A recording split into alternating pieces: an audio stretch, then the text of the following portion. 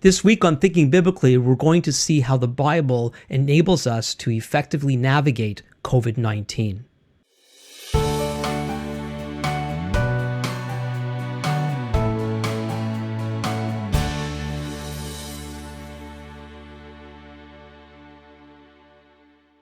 Welcome to the first Thinking Biblically of 2022. My name is Alan Gilman.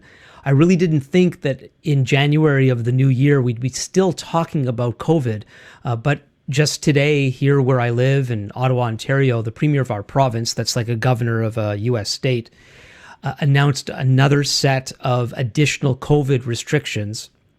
He came on just before New Year's with some, and then additional ones today. And I'm probably where you're living, you're facing some similar things as the world is dealing with this Omicron variant. But what I've been finding over this past year and 3/4, almost 2 years now, that there's been such a lack of well-informed biblical guidance on how to relate to all this. And it's my hope today to provide some help along these lines. So before we get into it, I just want a couple things about the podcast. I've decided to change from doing premieres.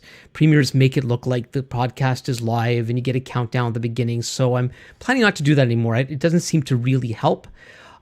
Also, I'm not sure if I'm going to stick to my Wednesday evening, 7 p.m. Eastern time to schedule it. I might just, as soon as it's ready, get it out there and let everybody know. We'll see how it goes. Let me know what you think. Some of you are more familiar with YouTube and all this than I might be, and I'd be very happy to hear your advice. And at any time, you can email me at comments@thinkingbiblically.org. I'd be very happy to hear from you.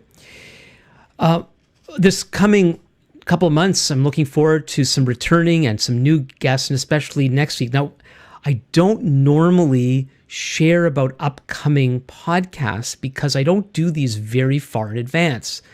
And so I'm a little loath not to talk about the upcoming guests, but God willing, next week, my wife, Robin Gilman, will be with me here, and we're going to be talking about this new children's book that she's published. But more than that, we'll be having her she's going to be sharing her own faith story with us, how she came to know Yeshua, Jesus, as her Messiah. And one of the things that I love about her story is that while we're from very similar backgrounds, our stories of coming to faith are so different from one another.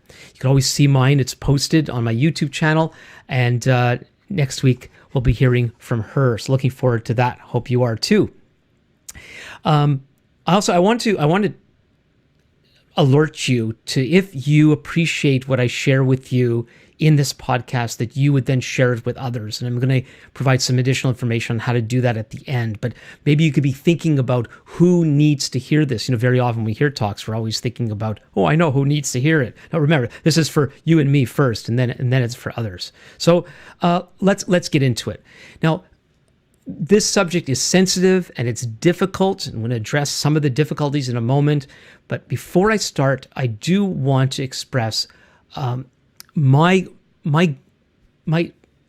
grief, my sorrow over all the people who have been adversely affected by the whole COVID situation.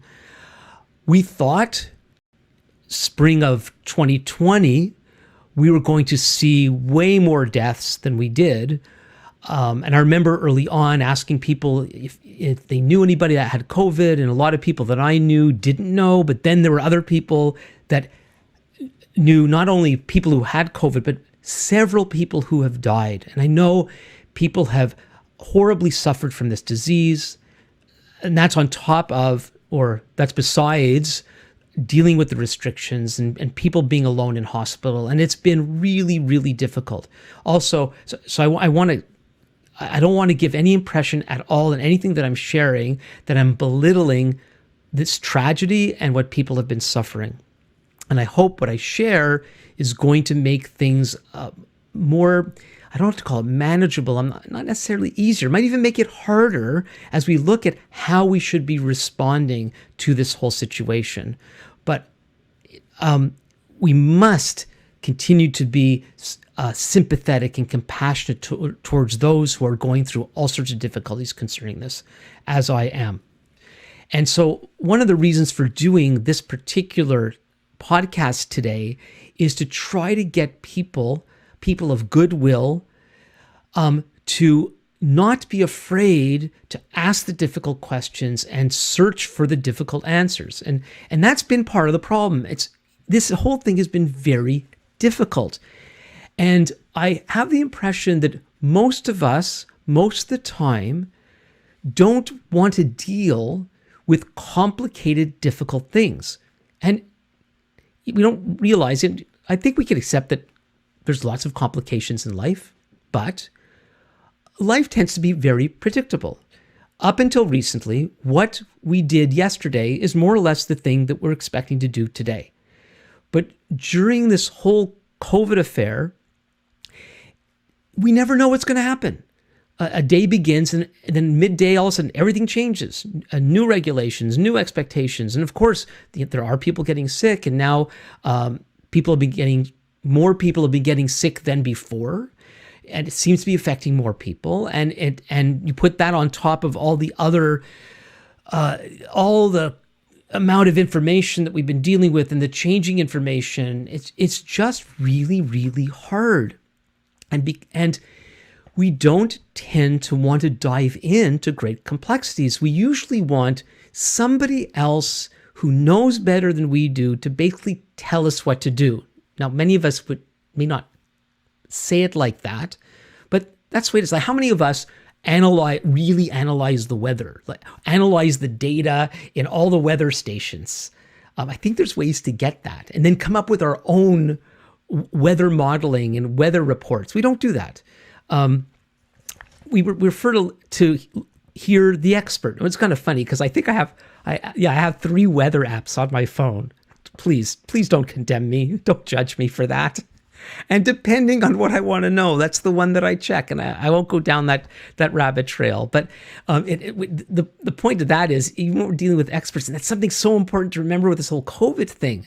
And I got to be careful. I shouldn't be looking so jovial, because it's a very serious subject, and I'm not making fun. Sometimes I get excited, and I tend to, because of how my mind works, I tend to look at things from all sorts of different angles, and I guess I can enjoy the complexity of things sometimes, and I partly it has to do with I want to relate to complex things in complex ways and relate to simple things in simple ways.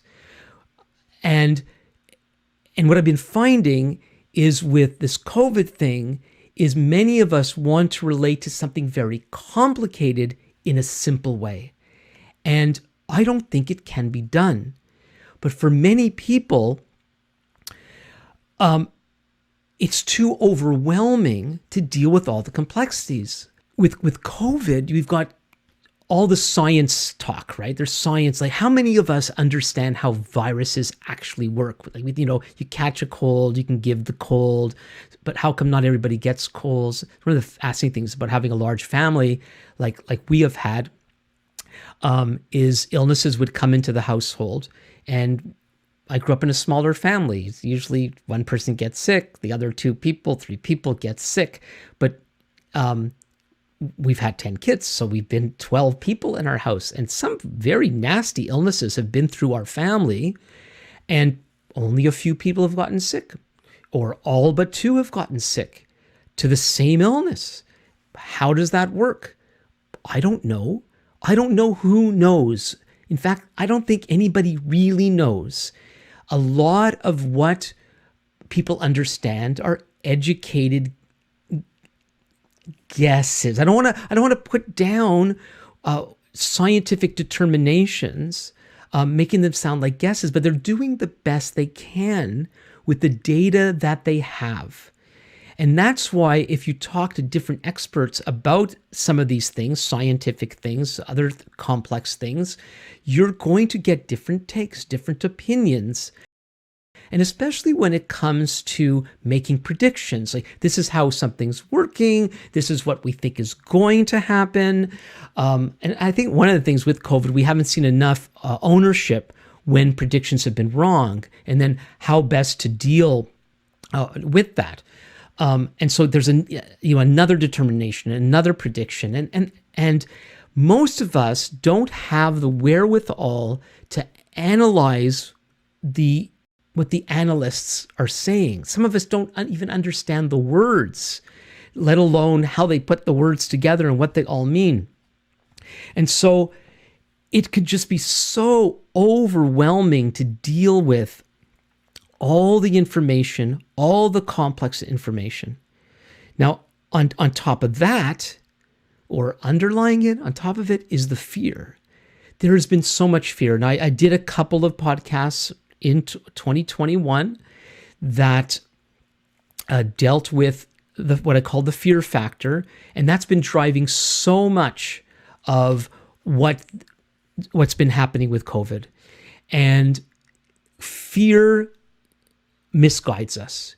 Fear does not help us to think properly. And so that's made an already complex situation even more difficult to deal with and relate to because there has been so much fear. On top of that, there's also been what I call a tribe mentality. We don't want to be branded as a them. And that's prevented us. So as you know, so we have the term anti-vaxxer and the vaccine hesitant, and then we have the left and we have the right, we have the conservatives, we have the liberals, and all this sort of thing. And it becomes, if you think about A a certain way, then you must think about B in a certain way. And that is just not true. Reality is reality, and we need help in getting to the way things really are. And so if somebody is of a background of an ilk that is not something that we associate with, but they come bearing the truth, we need to be open to that. But that's actually very difficult to do. It's very difficult to do. And so because of this tribe mentality, we tend to be in these information silos, and we only will hear and receive information from that tribe, that side. And so that's another thing that's made getting to the truth about the whole COVID situation difficult. And one last thing about the difficulties, obstacles to thinking biblically about COVID, thinking well about COVID, thinking properly about it, is when it comes to thinking biblically, it seems to me there's much misunderstanding as to what it means to think biblically. For some people, thinking biblically means that you have chapter and verse for everything, as if there's a one-to-one relationship between a statement in the Bible and something that we're dealing with in our life and in the world. The Bible doesn't present truth simply as a list of do's and don'ts, or as a list of principles to follow. It doesn't present its stories with, and here's the moral of the story. And again, another way to simply come up with a list of do's and don'ts. But rather, the Bible has a more holistic approach to truth. And through its mainly story narrative, talked about that a couple months ago, the Bible has a narrative structure.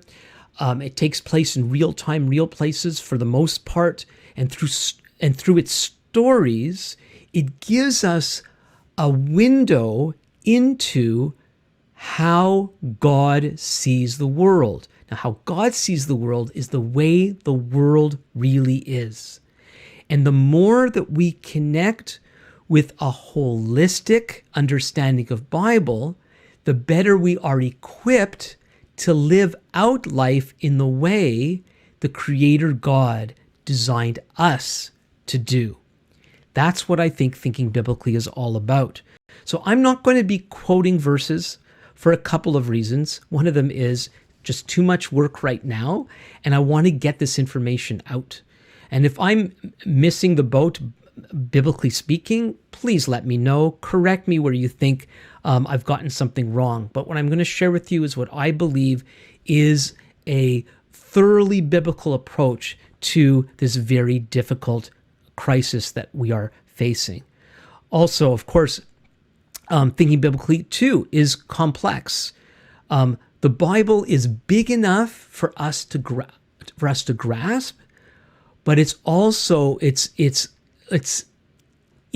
large in its own way. It's like, depending on your Bible translation, I know a lot of you are reading on your phone. You can't tell how many pages there are, but a printed Bible could be anywhere 1,200, 1,500 pages or more. It's a big book. Of course, it's a book of books, but it's a big book. So it's a lot to take in. It's not impossible. But also, of course, there's understanding the scripture and growing in that understanding. And it takes time and it takes community and and so on. Not easy, but it is possible. But it takes work. It takes work. And just like dealing with what's going on in the world, we often don't want to do that work, but we need to. As we pursue the truth of Scripture and see how it speaks to the world in which we live, we need to be open to adjust to what it is saying. And so it's a journey, but it's a journey worth taking. So with that, let's seek to think biblically about COVID-19. In order to do that, so you're not going to get me saying the Bible says this about vaccines. The Bible says this about some of those details. But I do believe it gives us enough so that we could live effective, godly lives about COVID-19 and everything else. So let's see how thinking biblically helps us. First, God is the originator, developer, and sustainer of all things. We need to remember that we are not random victims of nature. We are not victims of the material world, because God is the originator, developer, and sustainer of all things, of the whole created order, including us human beings. So we're not random victims of nature. We are participants in God's great creation plan. And so if we're not random victims of nature, we have to stop acting as if we are. And so there has been a mentality, it's like a siege mentality, that we're under attack by this scourge. And what can we do about it except following all the things that we're told to do, and somehow that will mean that we're going to be okay. And of course, many of us have been following, some more than others, the various regulations, rules, restrictions, and so on. And look where we are today. You know, there are some in the odd news story, we're finally getting out of this. But listening to the press conference of our premier today, it's worse than ever, and bolt down the hatches, and we got to do this to preserve our health system. And I'm not criticizing that necessarily. It's that we're still in this siege mentality, and God's people should never, ever have see ourselves as being under a siege mentality. We are free in God to live according to His will. And so we need to develop that kind of attitude. And what helps is that not only is God the originator, developer, and sustainer of all things, God is good. God is good. I know we could do a whole discussion about the origins of and evil and all that kind of stuff, and God's relationship to evil and all the rest, because there is evil in the world. But God, the Creator God, is good. And so learning to cooperate with Him is key for ourselves and for others.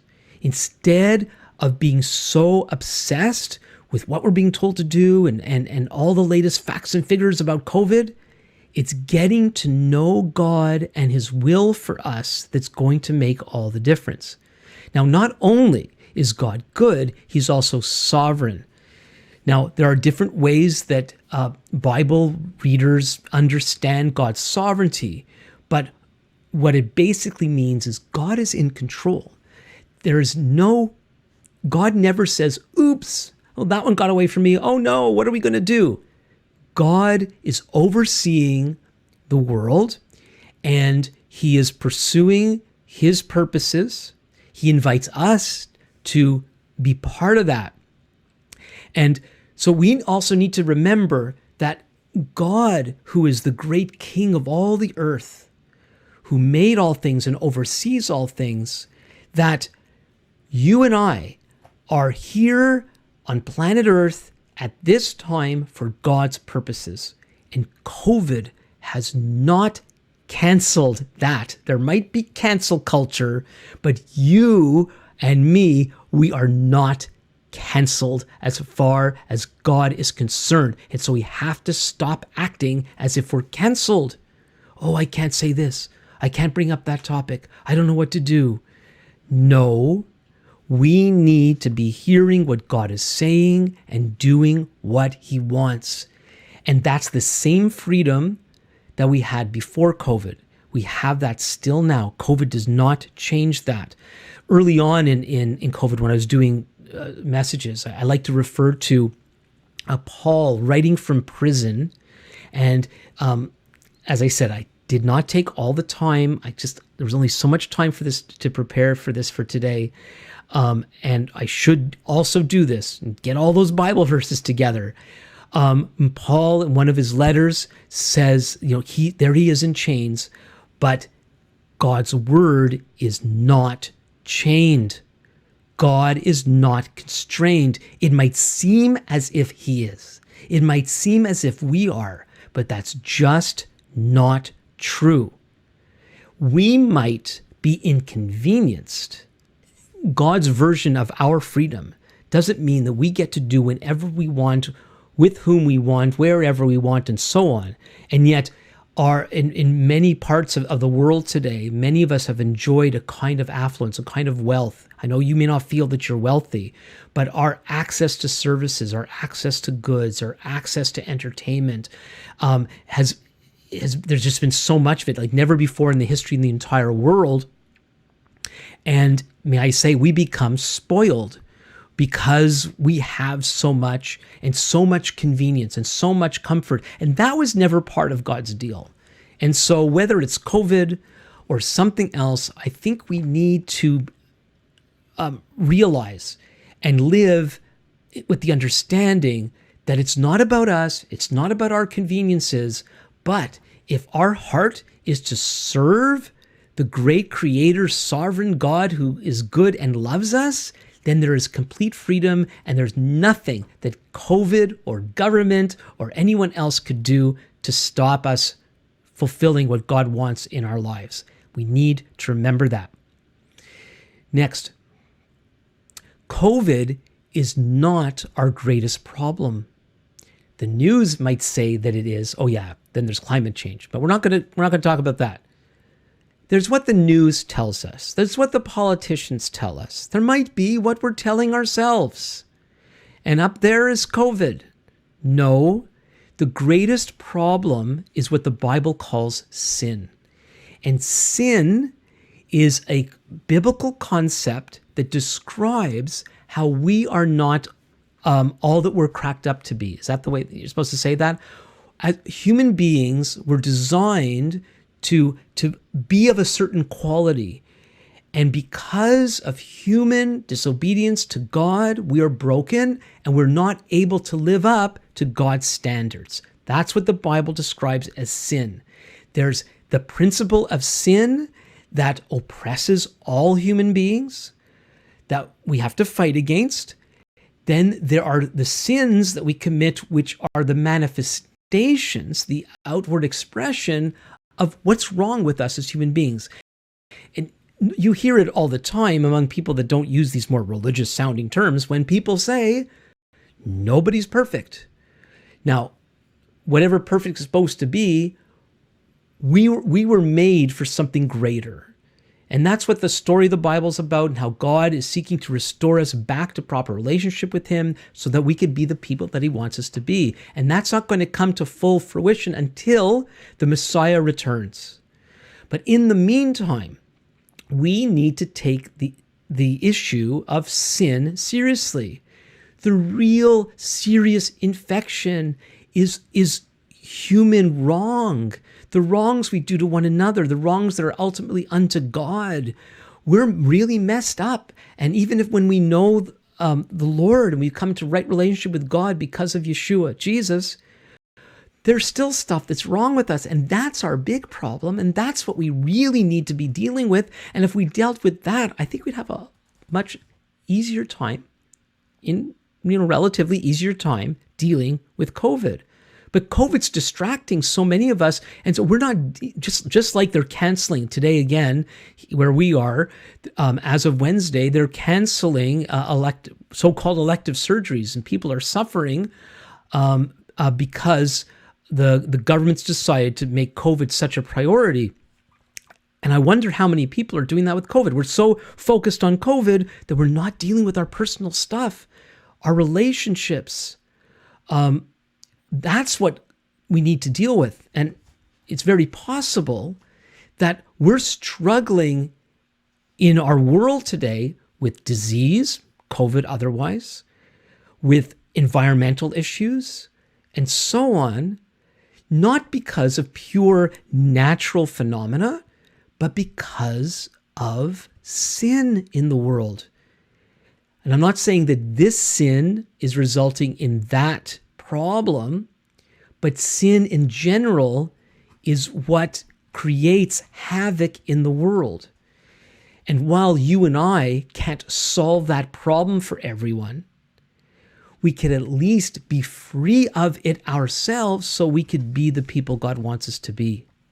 So, are you more concerned about getting that booster than you are about getting the spiritual upgrade that you need? Along with that, we need to remember, as we deal with the COVID situation, that God is judge. And I've been around, my family and I, we've lived in different cities across Canada. We've been part of different congregations.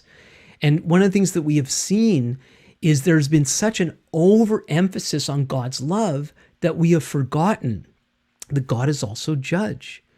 And one of the wonderful things about God's love, that is, if we're really messing up, sinning badly, in other words, if we confess our sins and we humble ourselves before God, He will forgive us. He will restore us to Himself. And if we want to talk about God's love, that is so wonderfully, overwhelmingly good. But God's love is not a permissive love. God's love isn't one that says, you could do whatever you want, it's just going to be okay. Go play in traffic, kids, it's all right. Everything will be fine. No, God's word teaches us how to not play in the traffic and how to live life in a way that is good and healthy. And whether we're experiencing the smaller judgments of the cost of our life mismanagement on a day-to-day basis, in the various things that we do, small and big, and then there's the God as judge in the big way, where we are all going to have to face Him one day and give account for how we've lived. And if we have rejected Him and rejected the offer of salvation through His Son, we will be lost. And we need to keep that in mind. And that too, understanding that we have to give an account to God, will keep us within the parameters of God's goodness, so that maybe we won't become overwhelmed by COVID, and maybe we'd even have a better understanding of how to deal with it. So we can't really be all that we've meant to be without being reconciled to God through the Messiah. And that is so core, along with the other things I've been sharing, that we don't have to be overwhelmed by COVID. We don't have to live in the fear of COVID, because we can be set free through what Yeshua has done for us. And those of us who know Him, if COVID has really rattled us, we need to see that that's a symptom of a lack. Now, as I've mentioned with the fear thing, and I can't remember everything that I said in the previous podcast when I talked about the fear factor, being anxious and dealing with anxiety and reacting and being afraid and then dealing with that, that's okay. It's when we begin to make wrong decisions because of the anxiety and because of the fear. Now, of course, if we're finding ourselves so obsessed and taken over by fear and anxiety, again, that's a sign that we're most likely not truly trusting God as we should. But God loves us. Nobody in the universe more wants to help us with that than our loving Heavenly Father. So in whatever way that COVID is showing our weaknesses and our issues, let's thank God for that and do business with Him and let Him deal with those things in our lives. Now, further, again, we're talking about thinking biblically about COVID. And I already talked about early on how because God is as creator and sustainer of the universe, we are not the victims of nature. But more than that, God created human beings, whether we believe in God or don't believe in God, He's created human beings in His image. And I believe that whatever else that might mean, and it's something I never get tired of saying, is that means we're God's representatives. When you make an image, the word for God's image in Genesis is just like the word for idols. And an idol is a representation of that particular God. And whether it's one of the reasons why we've been told not to make idols, because they can't represent God, but we are the image of God. We are God's representatives on earth. And so here too, we need to be living that way. So that means as God's representatives, we have been called, we've been designed, remember again, whether we believe in Him or not, we have been called to serve God's interests on this planet. That's why we need to be very careful about what we give our time to. We need to be careful about how we engage society, the things that we say, and so on. Our lives are not our own. We're representatives of the great King. And so we need to be diligent to understand what He wants us to do with our lives and do that. There's also more to life than the world, more to life than how the world is in its current state. The world that we're in because of sin is broken, and we're waiting for the great restoration of when Yeshua the Messiah returns. And we need to be living life preparing for that, doing the things that He wants us to do in light of the fact that this is not the way things are going to remain. That doesn't mean that we treat planet Earth like a garbage can and treat it like garbage. No, in fact, it's the opposite. We're supposed to take care of it. That's why environmental issues are important. We shouldn't get obsessed with them. They should not become like God to us, but we are responsible for the planet.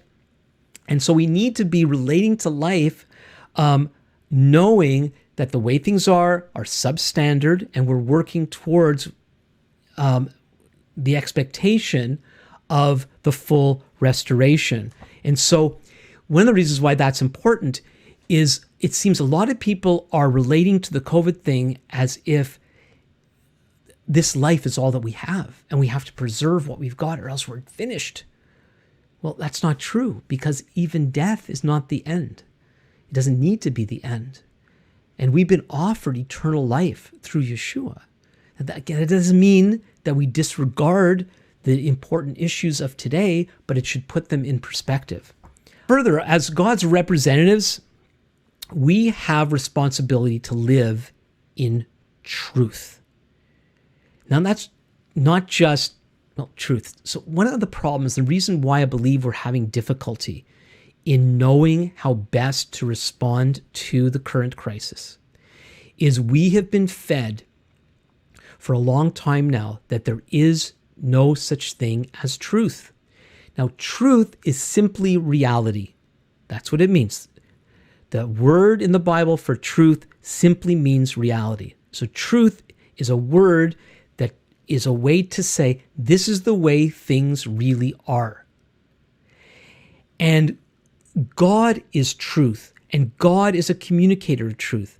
When we are reconciled to him through the Messiah, we come into his truth, and that truth sets us free. And if we are God's representatives, then we need to be representatives of truth, which means that we need to reflect reality in the way we live and in the way that we speak. This is one of the reasons why rumors, really, we got to watch it. It's the same thing, and sharing information about COVID, whether you're for or against or whatever it is, got to make sure that we're sharing things to the best of our ability that we know are really true. Even an opinion, Dr. So-and-so, scientist so-and-so, politician so said this. We have with our family, our big family, we have all this communication going on various groups and on the platform that we're using, and something will get shared, a quote, an excerpt, and I'm always saying, well, what's the source? What's the link? Where did this really come from? Because I have found that there's so much information that little tiny bits can change the whole sense of what it is and then send us down a false path. And falsehood is destructive. So there's that thing that, my truth, your truth, like that doesn't work that way. Things are the way they really are. Trying to discover what they are and then articulating what they really are is not easy. But that is the direction that we all need to go in. And if we are followers of Yeshua, we must ensure that we are pursuing truth. And so we need to be standing against lies, wherever those lies are coming from. So this is part of serving God's interests on this planet. Now, a part of that, and part of thinking biblically, is that each one of us bears responsibility for our lives. We are not going to stand before God on Judgment Day and say, I did this, that, or the other thing because they told me. This goes right back to the garden. The blame shifting that we saw with Adam and Eve right from the beginning, we've been doing ever since, and it doesn't cut it. We are responsible. We, as individuals, have been called to the best of our ability to hear God and to obey him. We have no excuse for going down these rabbit holes into an Alice in Wonderland or Through the Looking Glass. I'm mixing up the Lewis Carroll books here, of these kind of reverse realities and skewed realities. We have no excuse for buying into lies and perpetuating lies and not standing against lies. We need to represent the truth, and each one of us is responsible. Now, when I start to talk about individuals and the importance of individuals in thinking biblically, in God's plan, there often the people will come forward and say, yeah, no, you're being too individualistic. Individualism is a different kind of problem. The Bible teaches that we are our brother's keeper. We should be working for the common good. We need to be loving our neighbor. We should be otherly. We should be caring about others. This is not just about ourselves. We shouldn't be individualistic, self-focused, thinking about me. But in order to be the people that God wants us to be, in order to be the blessings that God wants us to be, myself, needs to take responsibility for my life and get with it and learn what's true and do what's right and speak what's true and so on. We need to take responsibility. Very often what happens when you're willing to be the person that says, the emperor has no clothes, and you know the story, that the king was tricked into believing that only worthy people or something like that, or smart people, could see this otherwise invisible garment that these crooks had made for him. And he's being paraded in the center of town, and the word had gotten out that, only certain people, the good people, the smart people, the worthy people, could see these clothes. And so because they see him naked, there must be something wrong with them. They were convinced that. It's groupthink. The crowd had bought a lie and were too afraid. And even though they knew better, they went along with the general narrative. And then there was this one boy who was willing to tell it like it is. He saw what it is and he didn't care what other people thought. Now, in the story, as far as you know, I think he was the only one. I don't know. Maybe there's a version where other people come forward and do what people often do when that happens. Often when one person has the courage to say, the emperor has no clothes, or this is a lie, we're being tricked, we're being fooled, then there comes out all these other people that start to say, well, I thought so, but I didn't want to say anything. If you're one of those, don't wait. Don't wait for somebody who has more guts than you to say there's something wrong. Speak it out. Don't be afraid. Write me. Let's get this thing going. Email me at comments@thinkingbiblically.org. There's a lot more than you. And you know what? What I'm thinking, what you're thinking might be wrong. So if it's wrong, I want to know truth. So I want to be corrected. But you're going to have to give me the goods. You're going to have to give me the facts. You're going to have to show me the truth.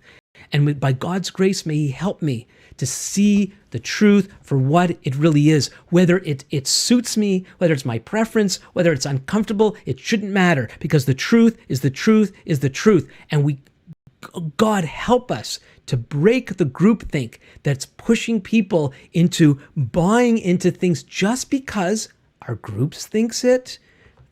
We perceive the overall society as thinking it. This is, I don't know if you've ever played an orchestra or a band, but when you do that, I've played in some small bands, and I've school band many, many years ago. In a school band, we had a conductor, and that like an orchestra. And what you're supposed to do is you've got your sheet music in front of you, and you follow the notes. Generally, you don't memorize the piece. You've got the conductor, and you've got everybody else playing, and hopefully you're playing too. And you're supposed to keep an eye on the conductor at all times. Watch the conductor. And you're supposed to be watching your music. And at the same time, you need to be hearing what everyone else is doing. On one hand, you blend in. On the other hand, you keep focused on that conductor. So yeah, I'm going to get to this a little later, but we should be sensitive to people around us, but we take our cues from the director and we follow the music on the page. God is the conductor. The Bible is the page with the notes that we're to follow. That is what should be informing us, while acknowledging that we're also part of community, and how do we relate to the others. And of course, when things go really, really bad, we need to ask the conductor to shut the thing down. Don't go too far with that. I don't know what to do with that, but I said it anyway. So as God's representatives, we have the responsibility to live in truth. And part of that, you break the tribe mentality, beware of groupthink, take your responsibility as an individual, and then along with that, relate to the government in a respectful way, but not supremely. The government is not the conductor. God is the conductor. The government has a role to play. I did a couple of podcasts earlier last year. I'm going to put links to the podcasts that I'm referring to. The two on fear, the two on government. And you can listen to those. And in the government ones, I explain we're to respect, we're to obey government, but not in an absolute way. God is still over. And when government conflicts with God, we need to obey God and not people. Okay, now, within all that, taking individual responsibility, understanding that the good God has made everything for his purposes, and that he's in control, and that we're to represent him, and that we're to be representatives of truth along with that, and so on, how then do you determine what is true? Well, first of all, we need to go back to the fear thing. We need to be people of faith. And the word faith is actually related to the word for truth in the Hebrew, which is amazing. Faith is a posture that relies on what is really true. It's not this blind faith that believes in things even though they may not be true. Sometimes the truth may not seem true, but when we know it's true and act according not to appearances, but according to what we know is true, that is faith. And to do that, in these days especially, we need to ask for courage, because the pressure to behave a particular way has been so strong. Now, sometimes the crowd is right. Just because the crowd says something, some people, it's gotten to the point that if the government says it, it must be wrong. And I don't want to go down that. I don't want to go down that road. First of all, I want to continue to respect government. I want to pray for government. I want to applaud government when it's appropriate. I'm grateful that we live in some semblance of a democracy. We have a voice. We still have a voice, even though it seems to become more difficult to express. But we need to have the courage to speak up, to say what's true, no matter what other people are saying. And in order to do that, we need to be willing to keep God and His Word as core in our lives. We need to be reliant upon Him above all other things, and He will guide us if we are willing. Now, so that's dealing with how do we get to the specifics of truth. Those are the things that it takes. We need to be people of faith, not fear. We need to have the courage to be willing to accept the truth, even when it seems everybody else says otherwise. We need to know God's word. That's not going to happen overnight, but the better we know His word, the better we'll be able to discern what is right and what is wrong. And of course, to be reliant upon Him, to rely upon God and not upon ourselves, not upon others. So then with that, the specifics. Well, we're supposed to be responsible for our lives, so we need to take the responsibility to be informed and to be informed without prejudice. Going along with what I said earlier, whoever it comes from, whether they're part of our tribe or not, we need to be open to the truth from whomever it comes. And I do want to share with you, I'm going to put a link in the description, a marvelous ebook that's written by Regent College professor Dr. Bruce Hindmarsh. He wrote an ebook called Till We Have Faces, where he documents a lot of the issues with COVID from the beginning and a lot of the medical and scientific things. And about half the book is footnotes, so you can check what his sources are. You don't have to, I'm not saying read Dr. Hindmarsh's ebook and believe everything he says. No, here is some information that maybe you have not had at your disposal. I have found it the most helpful document to date on this issue, and so I recommend it. So I encourage you to read it. Let me know what you think. I would love to have intelligent, respectful discussions on these things with whoever would like to do that with me. And so along with that, we're looking at how do we get to the specifics of the truth, particularly with COVID. Don't just go along. Just because it's what's being said, that doesn't necessarily make it true. I really appreciated, there's somebody on Twitter that my son was following, and every day he posts the Ontario statistics on hospitalizations and COVID cases and just gives the facts. Now, of course, there's other things like, do we really understand how COVID cases work? Who's in the hospital? Why are they in the hospital? The society has basically so simplified, I might even say dumbed down a lot of the information. We don't really know the whys and wherefores of a lot of these things. So we need to be very careful how we make determinations when we don't really have the actual truth. That's one of the reasons why Dr. Hindmarsh's book is helpful, because he tries to get to get to the bottom of certain things. So anyway, so don't just go along. Insist on answers, which means don't be afraid to ask the questions and then expect answers. And so this relates to something, and we normally hear this with the vaccine. It's this concept of informed consent. some of my friends out there know that a couple of years ago, I had some cancerous mole, and I had that removed successfully. As far as you know, I'm cancer-free, very grateful for that. But I remember there was a procedure that it turned out it's partly due to COVID, and also it turned out okay. I didn't really need the procedure after all. There was an investigative procedure that they wanted to do, and where they were going to remove lymph nodes from, I think, it's in my underarm, I think. No, my neck, underarm, one of the places. Anyway, wherever it was supposed to be. And I was given the possibilities of what might happen just from that investigative procedure. And one of the ones was I might have lost the use of one of my arms. That might happen. I'm listening to this. And so then we get into this concept called risk benefit, where you weigh the benefits to the risks. And also you want to know as best as they understand. And yeah, I'm dealing with an expert, and I really liked the surgeon, and that I thought they were well informed, and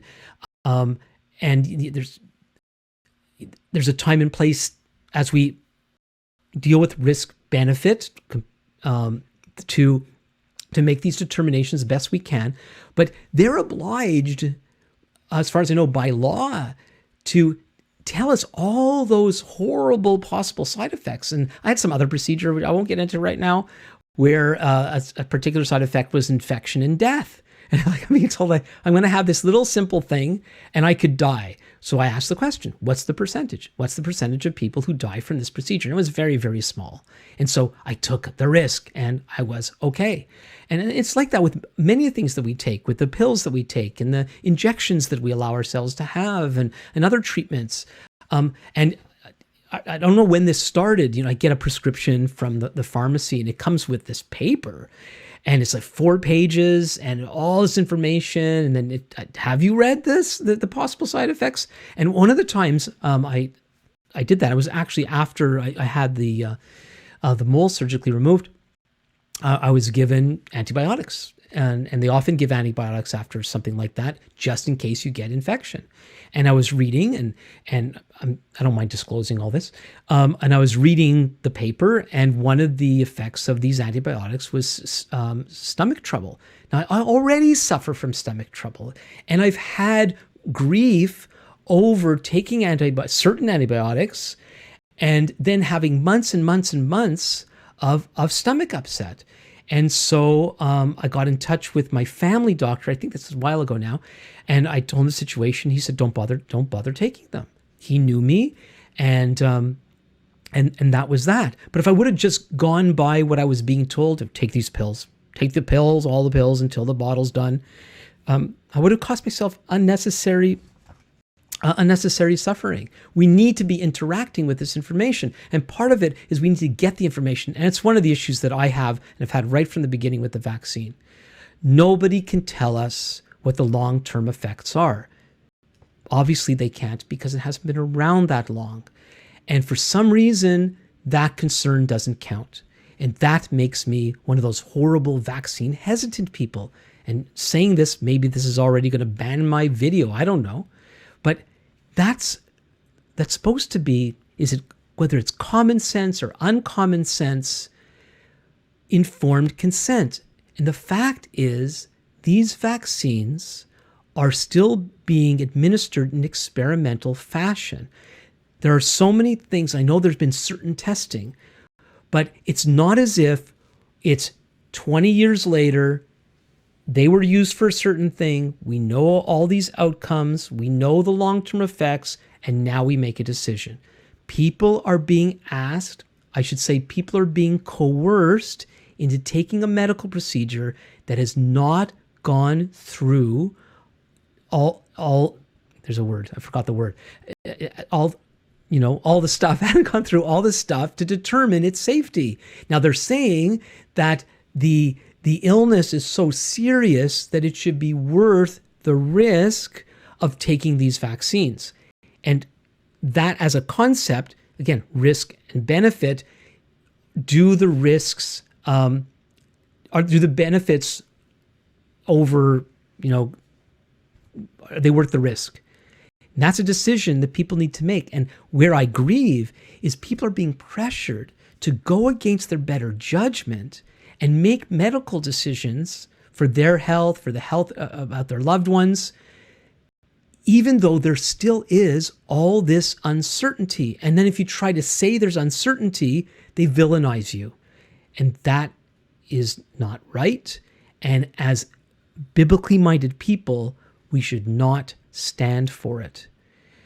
And so let's insist on source material. The ebook that I mentioned can help with some of that. And so as God's representatives and representatives of truth, we need to stand against outright lies and contradictions. And they've happened. There's been things that have been said, then other things that have been said, and confusing things that have been said, and then we're not even allowed to ask the question. So we need to take a stand for what is true. We also need to speak up against destructive policies. Everybody knows that the COVID restrictions have created all such other harms, that mental health issues, suicides are up like never before, drug overdoses up like never before. And if for some reason that they can't really tell us or won't tell us, I don't know, it's COVID trumps everything else. And it doesn't matter what it means for the other aspects of society. I don't think that makes sense. I don't think that's godly. And I think that's something that we need to be speaking up about. We need to be taking responsibility for our loved ones and doing what's best for them. And who's to decide what that is? Our well-being is not the government's responsibility. The government can step in and should step in for maybe the most vulnerable who don't have support systems, but for people who are part of families and communities, we have the wherewithal to take care of ourselves.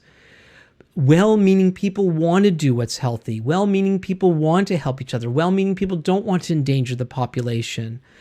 And government can never take the place of loving family and loving community. We need to take a stand against various forms of discrimination. We live in a day where prejudice and discrimination is being snuffed out, but people who choose for good reason not to engage in experimental medical treatment are being villainized, and it is just plain wrong. And we need to speak up as bearers of the truth. We need to speak up against this kind of abuse.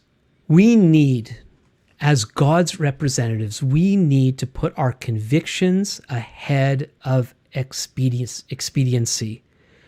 And, convenience, or I want to do this, and so I'll compromise over here. There's times to compromise our preferences, but we need to be willing to understand what is good and right and stick to our convictions and take a stand. We need to find alternatives to compromise. More than once, I've heard stories of people who have gone along with the narrative against their better judgment. Now, these are against their better judgment. These are not people going along because they decided that it's right and true. People who are going along, they know it's wrong, but for some higher goal they have, they're going to do what they think is wrong. Now, they're answerable to God for this. But let's say you believe you're called to be a lifeguard. And the only way that you could function as a lifeguard is you have to take the vaccine, even though you believe. I didn't say you should take the vaccine. You don't believe that you should, but you believe you need to fulfill your calling as a lifeguard. And so then you compromise. Now again, if your compromise is the color of your bathing suit, if the compromise is having to work an hour later or, that sort of thing, if your compromise is taking a bit of a reduction in salary, there are some of these other things. But if you believe that something is truly wrong, if you believe that your example could lead other people to do what is wrong, then you should not do it. And this is one of the misapplications of this. There's this thing in the New Testament about meat sacrificed to idols. It's found in Corinthians, it's found in Acts, it's found in Romans. And I don't have time to get into it, but there's this, some people are interpreting the need to behave in relationship to other people's scruples as compromising what we think is right or wrong because of how other people feel. And that's not what this is about. If our actions are going to cause somebody else harm or significant conscience problems, and our actions are going to lead them to go against what they think is right and wrong, then we should not stick to our freedom to do what we think is okay, if it's going to cause significant problems for others. There are people that are saying that love your neighbor means to do thus and so. And however you're understanding that, love your neighbor. So love your neighbor means keeping them safe by doing certain things, whether you think those things are right or wrong. Let's remember that genuine love your neighbor also has to be within the realm of truth. Loving my neighbor does not mean to encourage their fear. Love my neighbor does not mean to further societal situations that are actually oppressing other people. Loving my neighbor means to serve them in such a way to their benefit. And sometimes loving my neighbor can mean not only disagreeing with them, but taking a stand. Now, we need to do that in a loving way. Not kind of like with this kind of arrogant, you're all crazy and I'm the only one who knows this thing. And God doesn't hang out with the arrogant. He actually stays away from those folks. He hangs out with the humble. And so we need to be kind, we need to be gentle, we need to be patient, but not at the expense of what is true, what is right, or at the expense of what is good and right. So with godly sensitivity, we should not be giving in to untruth. As part of thinking biblically about all this, we need to find others who we could talk freely about such things. You might feel very alone. I mentioned that earlier. Reach out to me. Let's see if we can find other people around where you live who share your heart for these things so that you would feel less alone. And maybe there's other things that we could do, whether it's locally, whether it's globally. We don't want to it's not about creating a mob. We want to create community, and we want to learn how to love people, love the people that agree with us, love the people who don't agree with us. But many of us have been unnecessarily alone in this difficult time. And that then fits in with the call to gather. Now, some people think that there's a verse in Hebrews about not forsaking yourselves together means we must do church the way we've always done church. We must have our religious services the way we've always done our religious services. And I don't know if that's what it's teaching. Maybe we can get into that more fully. There were reasons why the people that were being addressed in the book of Hebrews were keeping away from one another. They were actually trying to hide their faith. It wasn't that they were just lazy and didn't want to get out of bed on the day to go to a service. That's not what really is going on there. But God's people should be gathering as we can, where we can, how we can. This is a time to be creative. We need to find ways to do that. And again, we shouldn't be not gathering because we're afraid. If we give in to fear over the COVID issue, we're going to give in to fear for every other issue. We don't want to go down that hole. And so as I've been saying, I would love to hear from you. Let me know what you think. Email me at comments@thinkingbiblically.org. And if this has been helpful to you and you think other people would benefit, and I know I've been rambling, but I'm trying to get to this and as best that I can with the information that I have and the time that I have here. But if this has been helpful in any way, click the share. There's You'll see the word share underneath the video, and then you get these options.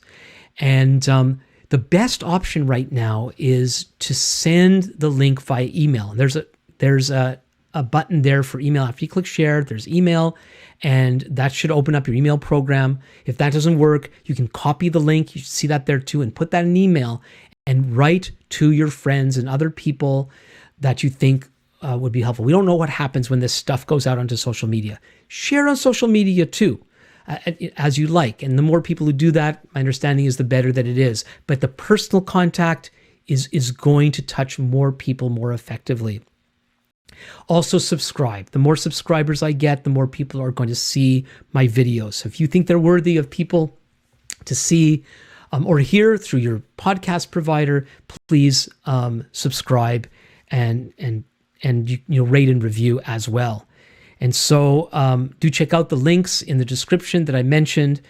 And looking forward to seeing you the next time. And God willing, it's going to be with my wife, Robin, and we're going to hear her faith story. And so until next time, this is Alan Gilman with Thinking Biblically.